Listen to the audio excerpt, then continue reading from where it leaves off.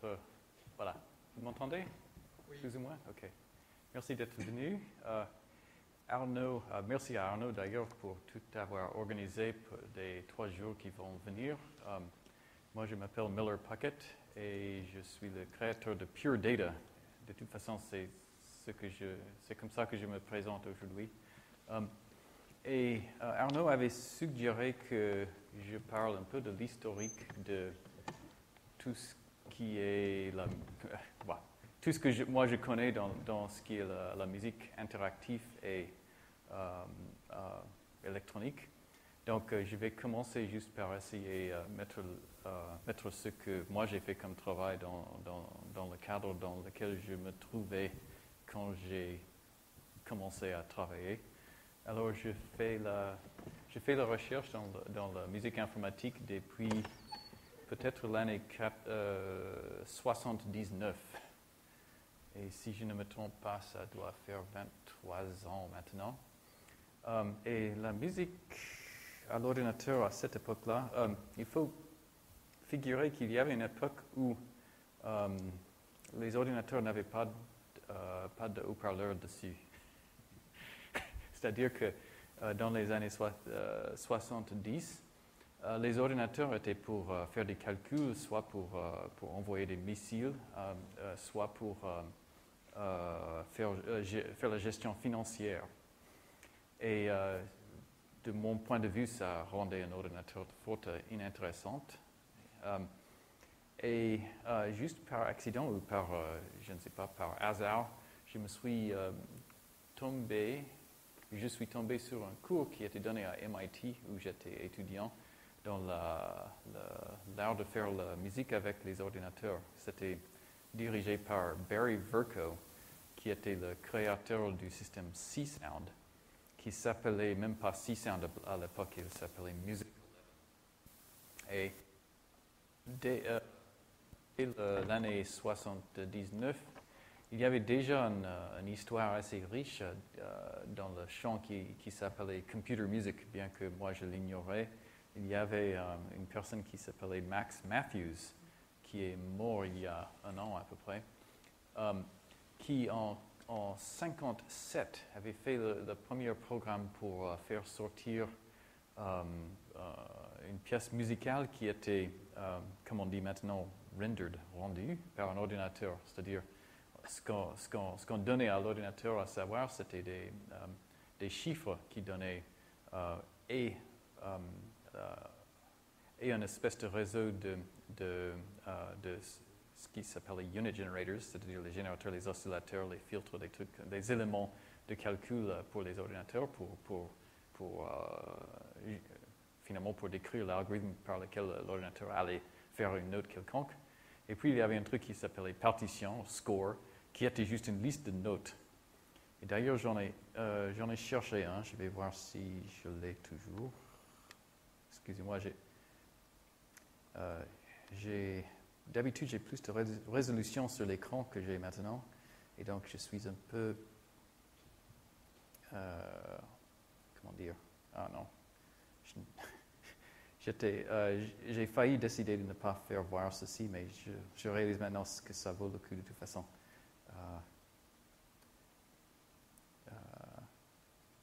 Donc, je vais regarder dans la bibliothèque du passé, là. Archive, done. Et puis, on va faire find. Puis, on va... OK, c'est good. Oh, c'est comme ça que les ordinateurs marchent, finalement. C'est à partir des lignes de commande dans les fenêtres qui sont 80 caractères par 24 caractères et tout ça. Et c'est comme ça que c'était quand j'ai commencé. Et il n'y avait pas de système de fenêtrage dans un ordinateur normal à l'époque. Donc, on revient sur ça juste pour un instant pour se mettre dans la logique de la chose. On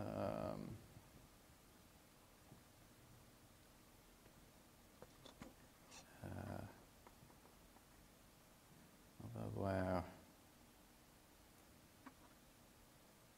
Voici un instrument.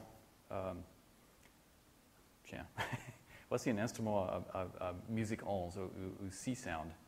C'est-à-dire que vous avez ici un instrument qui serait l'instrument numéro 1 et il y aurait des générateurs. Là, ce n'était pas le meilleur exemple que je pourrais imaginer parce que ça, c'est lire un fichier de son et les fichiers de son, plutôt, c'était des sorties que les entrées. Et là, on fait un filtre à passe haut là-dessus pour sortir. C'était juste pour corriger une faute dans un fichier quelconque, je crois, à l'époque. Et là, on avait une partition qui allait avec. Let's see. J'ai une partition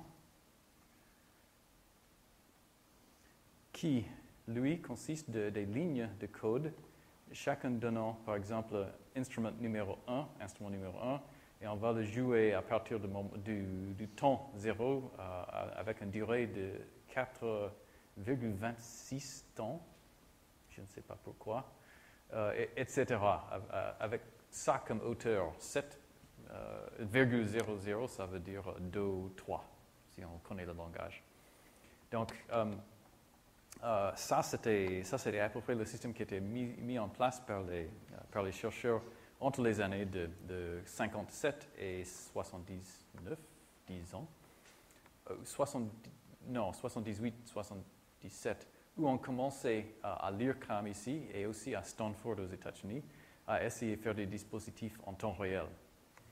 Donc, ce que je voulais exprimer en vous faisant voir les lignes comme ça, c'est pas seulement que c'est pas un truc graphique et pas un truc qui connaît la notation musicale, mais c'est aussi un truc qui travaille dans le temps différé.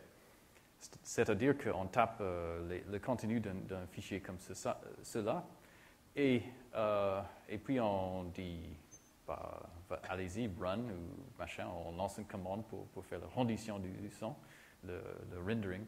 Et puis on va prendre un café ou même peut-être au lit et on revient la journée prochaine et il y aura un fichier de son dans l'ordinateur qu'on peut jouer. Okay? Et écouter ce qu'on a eu. Et d'ailleurs, la plupart du temps, il n'y a rien là-dessus parce qu'on avait oublié de mettre l'amplitude ou quelque chose de débile comme ça. Et puis on répétait le processus. Et c'est pour ça que la musique dite computer music de cette époque-là a un air tellement simple et transparent, c'était que la simplicité et la transparence étaient un peu imposées par l'ordinateur auquel il fallait travailler des jours, peut-être juste pour sortir un paquet de sinus. Et la musique dont je parle, c'est peut-être la musique de Jean-Claude Risset, la première pièce de John Chowning qui s'appelle Stria, qui est juste un truc polyphonique de modulation à fréquence, par exemple. Donc, il existe maintenant un truc qu'on pouvait appeler comme genre computer music, qui sont les choses qui sortaient des programmes comme C-Sound, qui est le programme dont l'entrée est ce que vous voyez maintenant. Et qui était finalement un jeu de trucs assez simples, mais des trucs qui étaient commandés numériquement. C'est-à-dire qu'il fallait considérer tous les aspects acoustiques de ce qu'on allait sortir, les convertir en chiffres et pour pouvoir le passer à l'ordinateur, parce que finalement, les trajectoires des missiles ou bien les notes dans les banques, ici, se composent des chiffres. Donc, c'est comme ça que les ordinateurs marchent, finalement. Donc, ça, il faut que je vous dise que quand un ordinateur était un truc qu'on rencontrait plutôt dans une banque ou dans un silo de missiles, l'idée de faire de la musique avec était fascinant. C'était pas le but principal de l'informatique. Finalement, ce n'était pas compris comme un but d'informatique du tout. Ce n'était pas les informations qui le faisaient. C'était les compositeurs qui utilisaient les ordinateurs à partir de minuit, souvent, une fois que les banquiers se sont tous rendus chez eux, quoi. Donc, et Arnaud, d'ailleurs, connaît très bien cette époque-là. Et l'autre chose qu'il faut que je dise, c'était que juste le processus d'obtenir du son à partir d'un ordinateur était un problème d'ingénierie assez sévère dans cette époque-là. C'est-à-dire que si vous avez un chiffre dans l'ordinateur peut-être de 16 bits, si j'ose demander une résolution à 16 bits, à l'époque c'était quelque chose. L'IRCAM travaillait peut-être à 16 bits, mais Stanford travaillait souvent à 12 bits à l'époque. Donc on avait une valeur entre 0 et 65 000 machin de puissance 16. Et ça, c'était pour convertir dans une puissance électrique qu'on pouvait envoyer vers un haut-parleur pour donner une position de l'haut-parleur pour un instant de temps. Et donc, il fallait du hard qui était capable de lire un fichier de chiffres et chiffre après chiffre, plusieurs millions de fois par seconde, le convertir dans une nouvelle tension qui changerait dans le temps, qui pourrait faire bouger le haut-parleur de façon de faire le son commandé par l'ordinateur. Okay. C'était une idée très, très libérante parce que finalement, si tout ce que vous avez est une imprimante, il faut se souvenir qu'il n'y avait pas les haut-parleurs sur les ordinateurs, ni les micros, ni les caméras, ni même les écrans parfois. C'est-à-dire que ça se faisait par des cartes perforées ou des rouleaux de papier, des trucs comme ça. Juste l'idée de faire sortir un son d'un ordinateur était quelque chose. Alors, donc, j'avais vraiment de la chance de pouvoir accéder à un truc comme ceci et j'étais encore pris par l'idée qu'il y avait un avenir. C'était que presque l'année 80.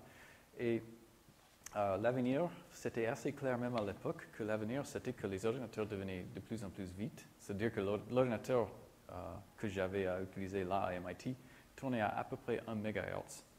Et ça, c'était assez vite. Mais si vous faites le calcul, à un taux d'échantillonnage de 44,1, qui est le taux normal aujourd'hui, ça donne 22 microsecondes par échantillon, si on divise. Et ça voudrait dire que la machine que j'utilisais, qui remplissait une pièce, pouvait faire à peu près 22 instructions par échantillon si on était en temps réel. Donc on ne faisait pas de temps réel, quoi. Mais c'était clair à l'époque que la puissance des ordinateurs doublait tous les 18 mois à peu près.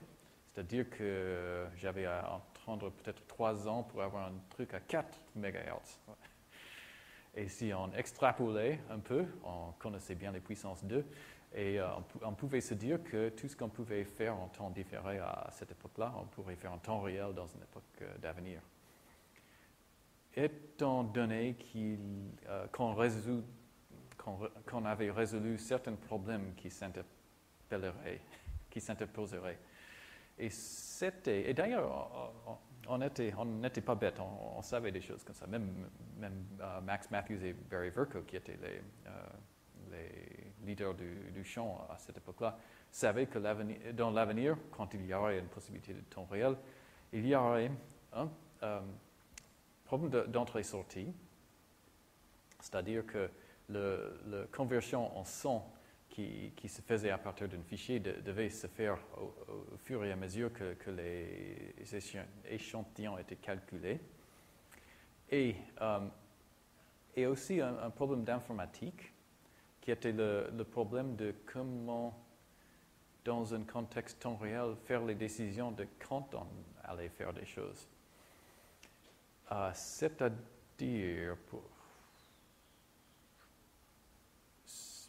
C'est-à-dire, peut-être pour changer de point de vue d'ailleurs, l'ordinateur était une machine pour faire du travail de bureau et on savait qu'on avait une opportunité de transformer ça dans un instrument musical ou un environnement dans lequel on pouvait dessiner des instruments en temps réel. Et d'ailleurs, comme moi j'attaque un problème avec l'ordinateur maintenant pour la musique, je le considère comme un travail de lutherie, un travail de conception et de